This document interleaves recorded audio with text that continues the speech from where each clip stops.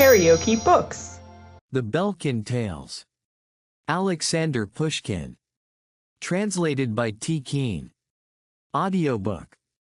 The Shot. Chapter 1. We were stationed in the little town of N. The life of an officer in the army is well known. In the morning, drill in the riding school. Dinner with the colonel or at a Jewish restaurant. In the evening, punch and cards. In N. there was not one open house, not a single marriageable girl. We used to meet in each other's rooms, where, except our uniforms, we never saw anything. One civilian only was admitted into our society. He was about 35 years of age, and therefore we looked upon him as an old fellow. His experience gave him great advantage over us, and his habitual taciturnity, stern disposition and caustic tongue produced a deep impression upon our young minds. Some mystery surrounded his existence. He had the appearance of a Russian, although his name was a foreign one. He had formerly served in the Hussars and with distinction. Nobody knew the cause that had induced him to retire from the service and settle in a wretched little village, where he lived poorly and, at the same time, extravagantly. He always went on foot, and constantly wore a shabby black overcoat, but the officers of our regiment were ever welcome at his table. His dinners, it is true, never consisted of more than 2 or 3 dishes, prepared by a retired soldier, but the champagne flowed like water. Nobody knew what his circumstances were, or what his income was, and nobody dared to question him about them. He had a collection of books, consisting chiefly of works on military matters and a few novels. He willingly lent them to us to read, and never asked for them back. On the other hand, he never returned to the owner the books that were lent to him. His principal amusement was shooting with a pistol. The walls off his room were riddled with bullets, and were as full of holes as a honeycomb. A rich collection of pistols was the only luxury in the humble cottage where he lived. The skill which he had acquired with his favorite weapon was simply incredible, and if he had offered to shoot a pair off somebody's forage cap, not a man in our regiment would have hesitated to place the object upon his head. Our conversation often turned upon duels. Silvio, so I will call him, never joined in it. When asked if he had ever fought, he dryly replied that he had. But he entered into no particulars, and it was evident that such questions were not to his liking. We came to the conclusion that he had upon his conscience the memory of some unhappy victim of his terrible skill. Moreover, it never entered into the head of any of us to suspect him of anything like cowardice. There are persons whose mere look is sufficient to repel such a suspicion. But an unexpected incident occurred which astounded us all. One day, about 10 of our officers dined with Silvio. They drank as usual, that is to say, a great deal. After dinner we asked our host to hold the bank for a game at faro. For a long time he refused, for he hardly ever played, but at last he ordered cards to be brought, placed 100 ducats upon the table, and sat down to deal. We took our places round him, and the play began. It was Silvio's custom to preserve a complete silence when playing. He never disputed, and never entered into explanations. If the punter made a mistake in calculating, he immediately paid him the difference or noted down the surplus. We were acquainted with this habit of his, and we always allowed him to have his own way. But among us on this occasion was an officer who had only recently been transferred to our regiment. During the course of the game, this officer absently scored 1 point too many. Silvio took the chalk and noted down the correct account according to his usual custom. The officer, thinking that he had made a mistake, began to enter into explanations. Silvio continued dealing in silence. The officer, losing patience, took the brush and rubbed out what he considered was wrong. Silvio took the chalk and corrected the score again. The officer, heated with wine, play, and the laughter of his comrades, considered himself grossly insulted, and in his rage he seized a brass candlestick from the table, and hurled it at Silvio, who barely succeeded in avoiding the missile. We were filled with consternation. Silvio rose, white with rage, and with gleaming eyes, said, "My dear sir, have the goodness to withdraw, and thank God that this has happened in my house." None of us entertained the slightest doubt as to what the result would be, and we already looked upon our new comrade as a dead man. The officer withdrew, saying that he was ready to answer for his offense in whatever way the banker liked. The play went on for a few minutes longer, but feeling that our host was no longer interested in the game, we withdrew one after the other, and repaired to our respective quarters, after having exchanged a few words upon the probability of there soon being a vacancy in the regiment. The next day, at the riding school, we were already asking each other if the poor lieutenant was still alive, when he himself appeared among us. We put the same question to him, and he replied that he had not yet heard from Silvio. This astonished us. We went to Silvio's house and found him in the courtyard shooting bullet after bullet into an ace pasted upon the gate. He received us as usual, but did not utter a word about the event of the previous evening. 3 days passed, and the lieutenant was still alive. We asked each other in astonishment, "Can it be possible that Silvio is not going to fight?" Silvio did not fight. He was satisfied with a very lame explanation, and became reconciled to his assailant. This lowered him very much in the opinion of all our young fellows. Want of courage is the last thing to be pardoned by young men, who usually look upon bravery as the chief of all human virtues, and the excuse for every possible fault. But, by degrees, everything became forgotten, and Silvio regained his former influence. I alone could not approach him on the old footing. Being endowed by nature with a romantic imagination, I had become attached more than all the others to the man whose life was an enigma, and who seemed to me the hero of some mysterious drama. He was fond of me, at least, with me alone did he drop his customary sarcastic tone, and converse on different subjects in a simple and unusually agreeable manner. But after this unlucky evening, the thought that his honor had been tarnished, and that the stain had been allowed to remain upon it in accordance with his own wish, was ever present in my mind, and prevented me treating him as before. I was ashamed to look at him. Silvio was too intelligent and experienced not to observe this and guess the cause of it. This seemed to vex him. At least I observed once or twice a desire on his part to enter into an explanation with me, but I avoided such opportunities, and Silvio gave up the attempt. From that time forward I saw him only in the presence of my comrades, and our confidential conversations came to an end. The inhabitants of the capital, with minds occupied by so many matters of business and pleasure, have no idea of the many sensations so familiar to the inhabitants of villages and small towns, as, for instance, the awaiting the arrival of the post. On Tuesdays and Fridays our regimental bureau used to be filled with officers, some expecting money, some letters, and others newspapers. The packets were usually opened on the spot, items of news were communicated from one to another, and the bureau used to present a very animated picture. Silvio used to have his letters addressed to our regiment, and he was generally there to receive them. One day he received a letter, the seal of which he broke with a look of great impatience. As he read the contents, his eyes sparkled. The officers, each occupied with his own letters, did not observe anything. "Gentlemen," said Silvio, "circumstances demand my immediate departure. I leave tonight. I hope that you will not refuse to dine with me for the last time. I shall expect you, too," he added, turning towards me.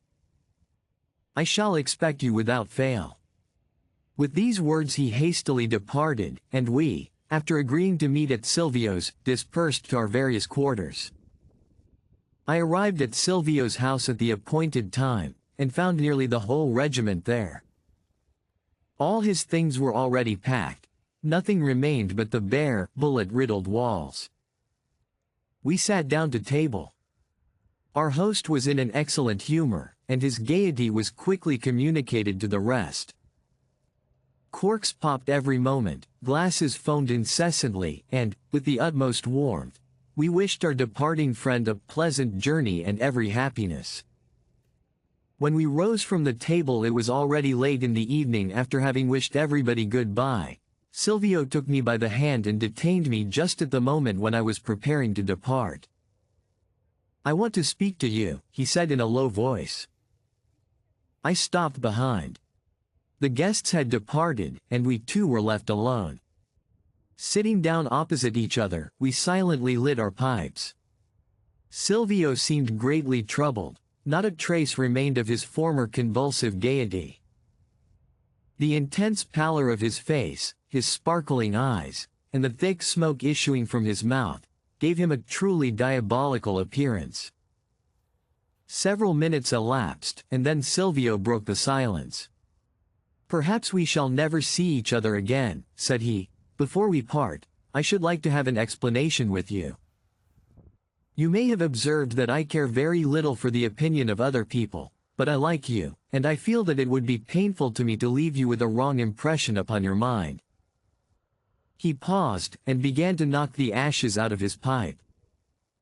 I sat gazing silently at the ground. "You thought it strange," he continued, "that I did not demand satisfaction from that drunken idiot R. You will admit, however, that having the choice of weapons, his life was in my hands, while my own was in no great danger. I could ascribe my forbearance to generosity alone, but I will not tell a lie. If I could have chastised R. without the least risk to my own life, I should never have pardoned him." I looked at Silvio with astonishment. Such a confession completely astounded me. Silvio continued. "Exactly so. I have no right to expose myself to death. 6 years ago I received a slap in the face, and my enemy still lives. My curiosity was greatly excited. Did you not fight with him? I asked. Circumstances probably separated you. I did fight with him, replied Silvio, and here is a souvenir of our duel.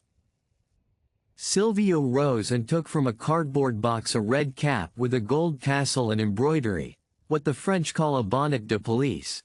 He put it on. A bullet had passed through it about an inch above the forehead.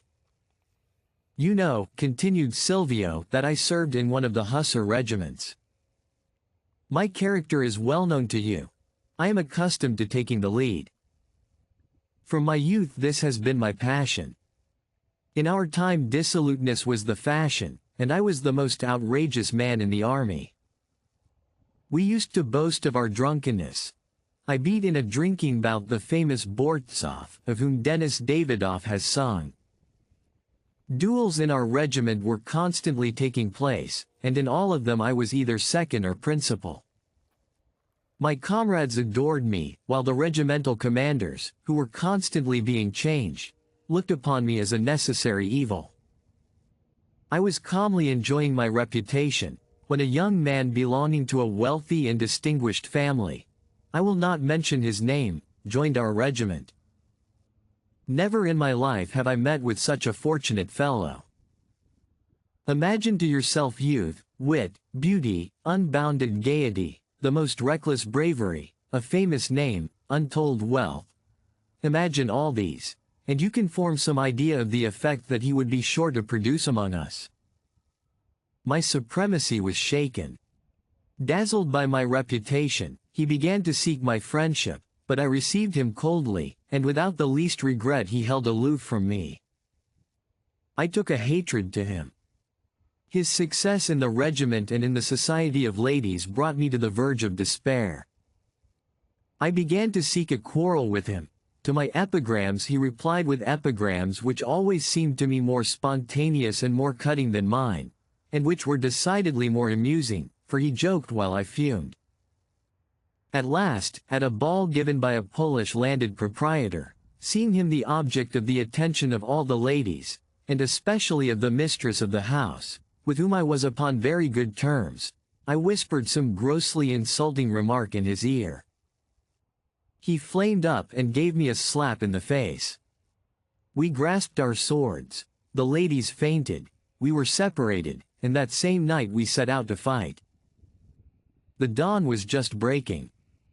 I was standing at the appointed place with my 3 seconds. With inexplicable impatience I awaited my opponent. The spring sun rose, and it was already growing hot. I saw him coming in the distance. He was walking on foot, accompanied by 1 second. We advanced to meet him. He approached, holding his cap filled with black cherries. The seconds measured 12 paces for us. I had to fire first, but my agitation was so great, that I could not depend upon the steadiness of my hand, and in order to give myself time to become calm, I ceded to him the first shot. My adversary would not agree to this. It was decided that we should cast lots. The first number fell to him, the constant favorite of fortune. He took aim, and his bullet went through my cap. It was now my turn. His life at last was in my hands. I looked at him eagerly, endeavoring to detect if only the faintest shadow of uneasiness. But he stood in front of my pistol, picking out the ripest cherries from his cap and spitting out the stones, which flew almost as far as my feet. His indifference annoyed me beyond measure. What is the use, thought I, of depriving him of life, when he attaches no value whatever to it? A malicious thought flashed through my mind. I lowered my pistol. "You don't seem to be ready for death just at present," I said to him. "You wish to have your breakfast. I do not wish to hinder you." "You are not hindering me in the least," replied he. "Have the goodness to fire, or just as you please. The shot remains yours. I shall always be ready at your service." I turned to the seconds, informing them that I had no intention of firing that day, and with that the duel came to an end. I resigned my commission and retired to this little place. Since then, not a day has passed that I have not thought of revenge. And now my hour has arrived. Silvio took from his pocket the letter that he had received that morning, and gave it to me to read. Someone, it seemed to be his business agent, wrote to him from Moscow, that a certain person was going to be married to a young and beautiful girl. "You can guess," said Silvio, "who the certain person is. I am going to Moscow. We shall see if he will look death in the face with as much indifference now, when he is on the eve of being married, as he did once with his cherries." With these words, Silvio rose, threw his cap upon the floor, and began pacing up and down the room like a tiger in his cage. I had listened to him in silence. Strange conflicting feelings agitated me. The servant entered and announced that the horses were ready. Silvio grasped my hand tightly, and we embraced each other. He seated himself in his telega, in which lay 2 trunks, one containing his pistols, the other his effects. We said goodbye once more, and the horses galloped off. Chapter 2. Several years passed, and family circumstances compelled me to settle in the poor little village of M. Occupied with agricultural pursuits, I ceased not to sigh in secret for my former noisy and careless life. The most difficult thing of all was having to accustom myself to passing the spring and winter evenings in perfect solitude.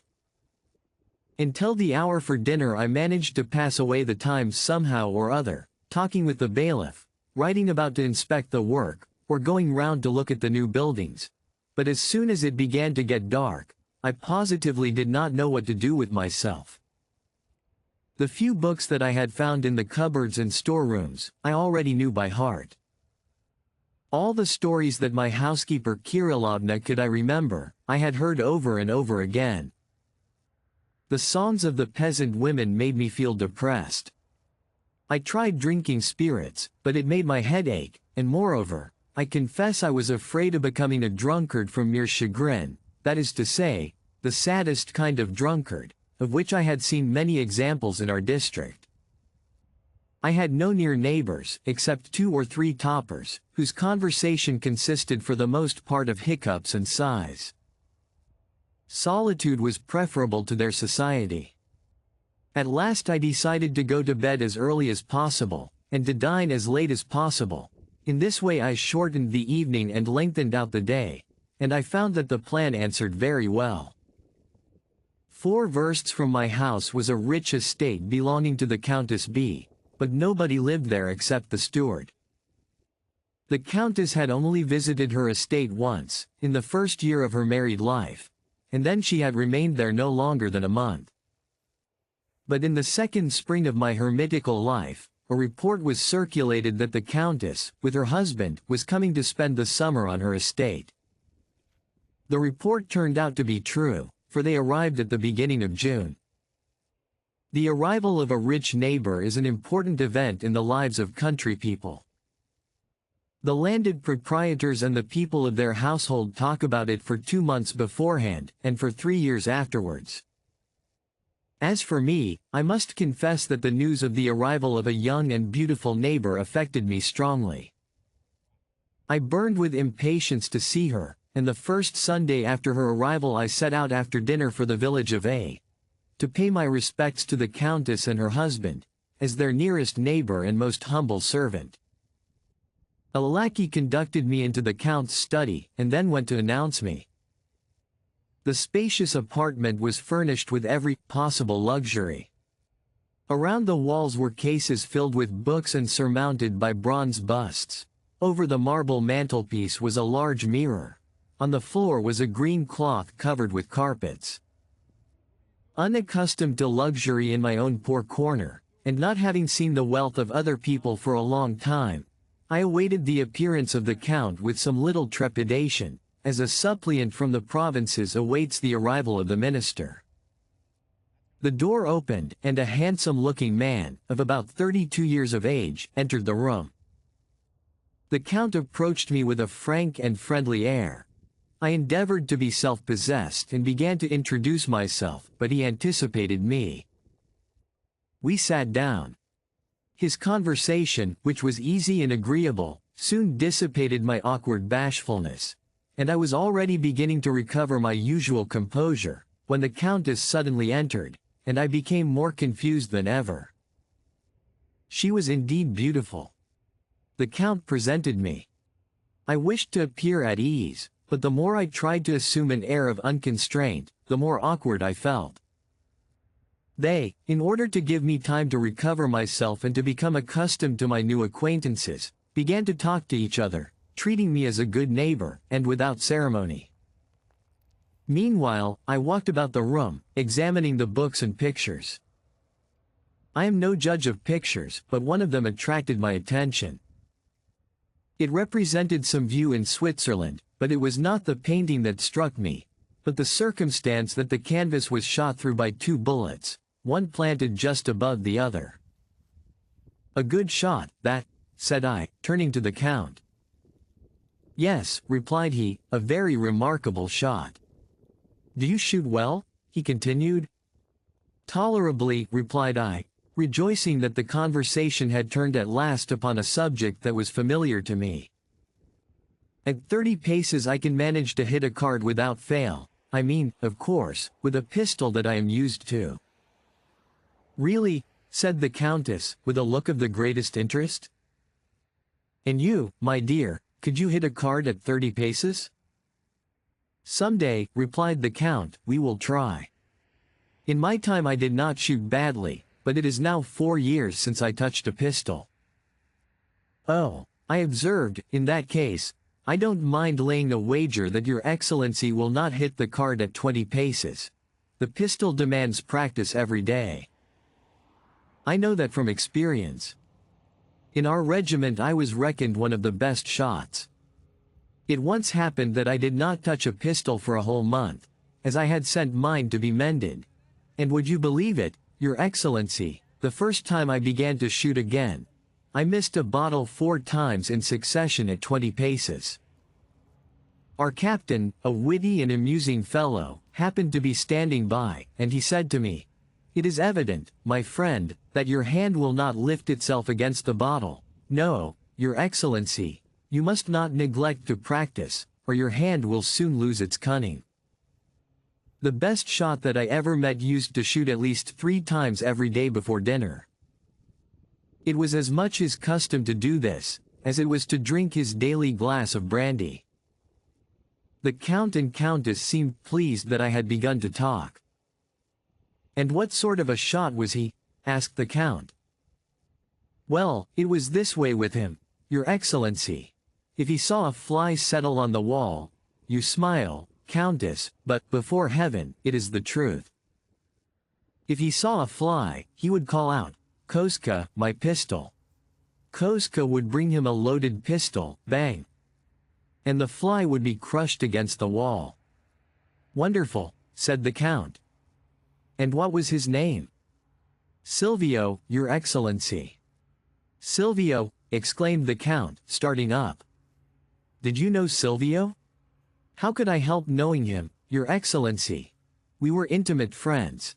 He was received in our regiment like a brother officer, but it is now 5 years since I had any tidings of him." "Then Your Excellency also knew him?" "Oh, yes, I knew him very well." "Did he ever tell you of one very strange incident in his life?" "Does Your Excellency refer to the slap in the face that he received from some blackguard at a ball?" "Did he tell you the name of this blackguard?" "No, Your Excellency, he never mentioned his name." "Ah.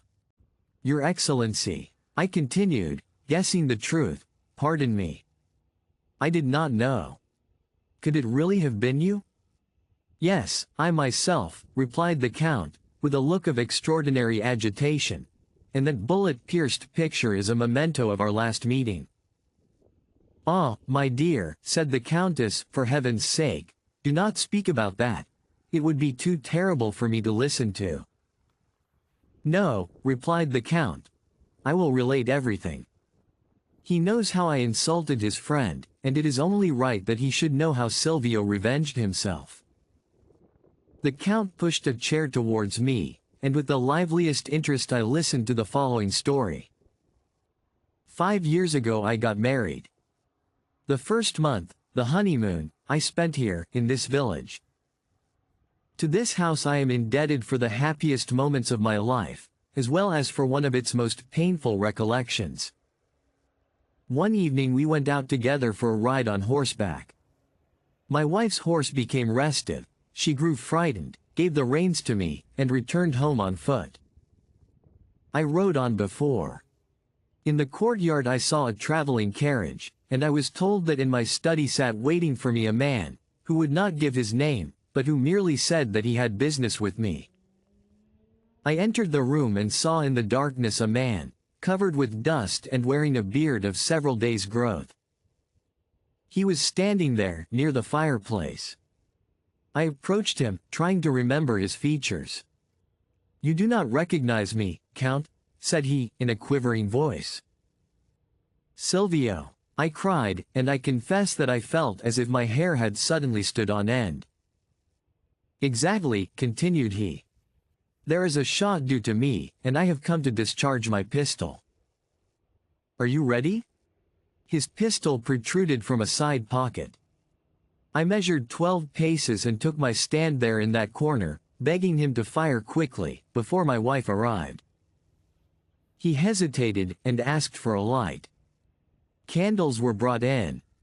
I closed the doors, gave orders that nobody was to enter, and again begged him to fire. He drew out his pistol and took aim. I counted the seconds. I thought of her. A terrible minute passed. Silvio lowered his hand. "I regret," said he, "that the pistol is not loaded with cherry stones. The bullet is heavy. It seems to me that this is not a duel, but a murder. I am not accustomed to taking aim at unarmed men. Let us begin all over again. We will cast lots as to who shall fire first." My head went round. I think I raised some objection. At last we loaded another pistol, and rolled up 2 pieces of paper. He placed these latter in his cap, the same through which I had once sent a bullet, and again I drew the first number. "You are devilish lucky, Count," said he, with a smile that I shall never forget. I don't know what was the matter with me, or how it was that he managed to make me do it. But I fired and hit that picture. The Count pointed with his finger to the perforated picture. His face glowed like fire.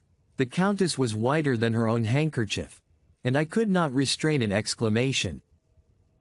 I fired, continued the Count, and, thank heaven, missed my aim. Then Silvio. At that moment he was really terrible. Silvio raised his hand to take aim at me. Suddenly the door opens, Masha rushes into the room, and with a loud shriek throws herself upon my neck. Her presence restored to me all my courage. "My dear," said I to her, "don't you see that we are joking? How frightened you are. Go and drink a glass of water and then come back to us. I will introduce you to an old friend and comrade." Masha still doubted.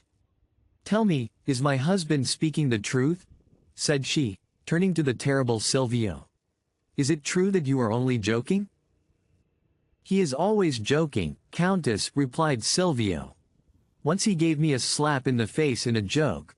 On another occasion he sent a bullet through my cap in a joke. And just now, when he fired at me and missed me, it was all in a joke. And, now I feel inclined for a joke." With these words he raised his pistol to take aim at me, right before her. Masha threw herself at his feet. "Rise, Masha. Are you not ashamed?" I cried in a rage. "And you, sir, will you cease to make fun of a poor woman? Will you fire or not?" "I will not," replied Silvio. "I am satisfied. I have seen your confusion, your alarm. I forced you to fire at me. That is sufficient. You will remember me. I leave you to your conscience." Then he turned to go, but pausing in the doorway, and looking at the picture that my shot had passed through, he fired at it almost without taking aim, and disappeared. My wife had fainted away. The servants did not venture to stop him. The mere look of him filled them with terror. He went out upon the steps, called his coachman, and drove off before I could recover myself. The Count was silent. In this way I learned the end of the story, whose beginning had once made such a deep impression upon me. The hero of it I never saw again. It is said that Silvio commanded a detachment of Heterists during the revolt under Aleksandr Pushkin, and that he was killed in the Battle of Skaulana. If you liked what you heard, please subscribe to the channel.